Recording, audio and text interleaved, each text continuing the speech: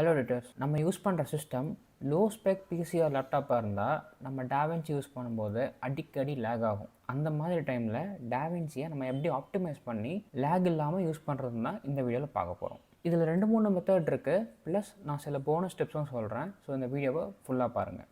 First method என்னென்னா reducing timeline resolution. ஒன்றும் இல்லை, இங்கே மேலே டாப்பில் ப்ளேபேக்குள்ளே போனீங்கன்னா இங்கே கீழே டைம்லைன் ப்ளேபேக் ரெசல்யூஷன் இருக்கும். இது வந்து ஃபுல்லில் இருக்கும்.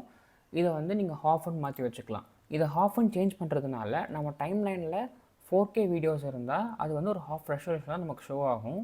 ஆனால் அது எந்த விதத்துலையும் நம்ம வீடியோவோட குவாலிட்டியை அஃபெக்ட் பண்ணாது. ஜஸ்ட் எடிட்டிங்காக அது ஹாஃப் ரெசல்யூஷனில் காமிக்கும். அப்படி ஹாஃபில் வச்சு உங்களுக்கு லேக் ஆகுதுன்னா மேபி நீங்கள் அகெயின் டைம்லைன் ப்ளேபேக் ரெசல்யூஷன் போய்ட்டு குவார்ட்டர் வச்சு பார்க்கலாம். பட் குவார்ட்டர் வச்சிங்கன்னா குவாலிட்டி ரொம்ப அடி வாங்கின மாதிரி காமிக்கும். அண்ட் எடிட் பண்ணுறதுக்கே ரொம்ப கஷ்டமாக இருக்கும். ஸோ குவார்ட்டர் வந்து it's not advisable. But still உங்கள் சிஸ்டம் வந்து ரொம்ப லோ எண்ட் பிசினா நீங்கள் ஒரு தடவை குவார்ட்டர் ட்ரை பண்ணி பார்க்கலாம். Second method generating proxy.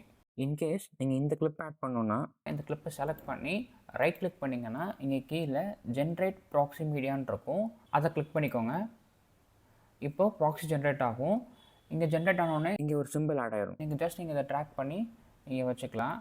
ப்ராக்ஸினா ஒன்றும் இல்லை, நம்ம வீடியோ 4Kவாக இருந்தாலும் கம்மி குவாலிட்டியில் காப்பி எடுத்து கொடுக்கும். நீங்கள் அந்த காப்பியில் தான் எடிட் பண்ணுற மாதிரி இருக்கும். பட் நம்ம பண்ண எல்லா எடிட்டும் ஒரிஜினல் ஃபுட்டேஜில் தான் அப்ளை ஆகும். நீங்கள் ரெண்டர் பண்ணும்போது அந்த ஒரிஜினல் குவாலிட்டியில் தான் அது ரெண்டர் ஆகும். ஸோ நீங்கள் அதை பற்றி ஒரி பண்ணிக்க வேணாம்.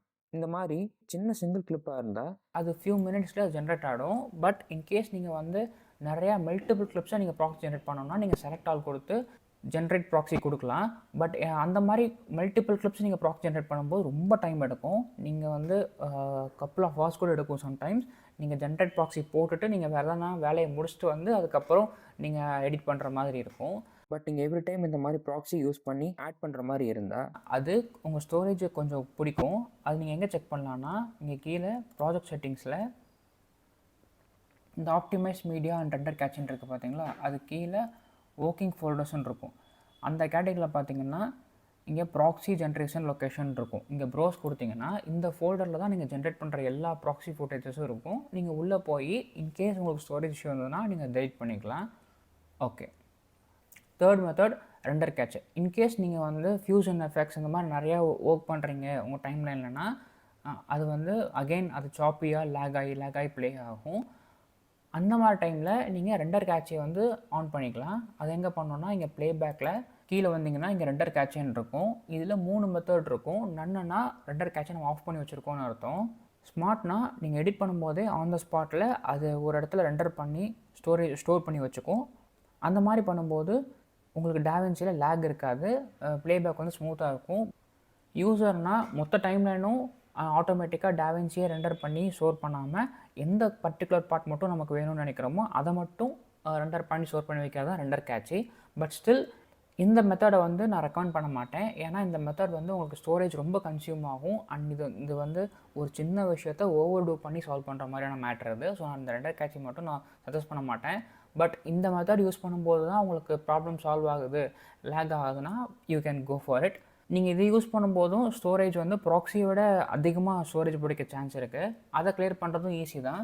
இங்கே பார்த்தீங்கன்னா மேனேஜ் ரெண்டர் கேட்சின்னு இருக்கும். நீங்கள் அதை கிளிக் பண்ணிங்கன்னா DaVinci எந்தெந்த ப்ராஜெக்ட்ஸ்க்கெலாம் ரெண்டர் கேட்சி ஸ்டோர் பண்ணியிருக்குன்னு காட்டும். இதில் உங்களுக்கு எதெல்லாம் தேவையில்லையோ நீங்கள் அதை செலக்ட் பண்ணி டெலிட் பண்ணிக்கலாம். இப்போது நான் முன்னாடி சொன்ன போனஸ் டிப்ஸ்லாம் என்னென்னு பார்க்கலாம். First, magic mask. சம்டைம்ஸ் நம்ம மேஜிக் மாஸ்க் யூஸ் பண்ணி எடிட் பண்ணும்போது ப்ளேபேக் ரொம்ப லேக் ஆகும். அதை எப்படி ஃபிக்ஸ் பண்ணுறதுன்னு நான் ஆல்ரெடி ஒரு வீடியோ போட்டிருக்கேன். மேபி நான் அந்த வீடியோவை மேலே கார்டில் கொடுக்குறேன் அண்ட் டிஸ்கிரிப்ஷன்லேயே கொடுக்குறேன், போய் செக் பண்ணி பாருங்கள்.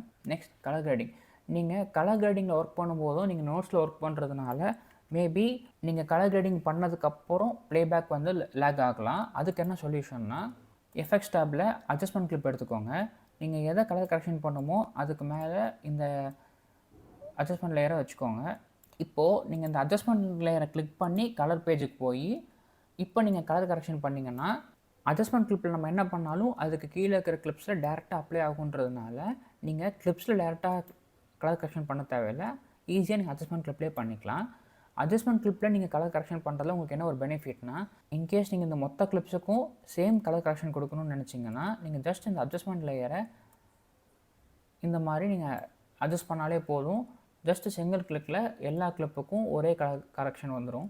Next fusion bypass. இன்கேஸ் நீங்கள் கிளிப்லேயே டேரெக்டாக கலர் கரெக்ஷன் கலர் கிரேடிங்லாம் பண்ணிட்டீங்க அண்ட் உங்கள் எடிட்டிங்கில் கொஞ்சம் ஃபியூஷன் எஃபெக்ட்ஸும் இருக்குது, அந்த டைமில் உங்கள் ப்ளேபேக் லேக் ஆகுதுன்னா சிம்பிள், நீங்கள் இன்ஸ்பெக்டர் டேப்பில் பார்த்தீங்கன்னா இந்த இடத்துல bypass colour grades and fusion எஃபெக்ட்ஸ்ன்னு இருக்கும். அதை கிளிக் பண்ணிட்டீங்கன்னா இப்போ பார்த்தீங்கன்னா தெரியும் நம்ம பண்ண கலர் கிரேடிங்கு ஆஃப் ஆயிடுச்சு. இதே மாதிரி ஃபியூஷன் எஃபெக்ட்ஸ் இருந்தாலும் ஆஃப் ஆகும். ஜஸ்ட் ஸ்மூத் ப்ளேபேக்காக நீங்கள் அதை ஆஃப் பண்ணிட்டு நீங்கள் ப்ளேபேக் செக் பண்ணிவிட்டு அதுக்கப்புறம் நீங்கள் ஆன் பண்ணிக்கலாம் அண்ட் எல்லாமே வித்தவுட் எனி சேஞ்சஸ் அகெயின் வந்துடும். That's it guys. இன்னும் உங்களுக்கு ஏதாவது டவுட் கிளியர் பண்ணணும்னா கீழே இன்ஸ்டாகிராம் லிங்க் தரேன், அங்கே டவுட் கேளுங்க, கண்டிப்பாக நான் உங்களுக்கு ரிப்ளை பண்ணுறேன். இன்னொரு இன்ட்ரெஸ்டிங்கான வீடியோவில் பார்க்கலாம். தேங்க்ஸ் ஃபார் வாட்சிங். பை.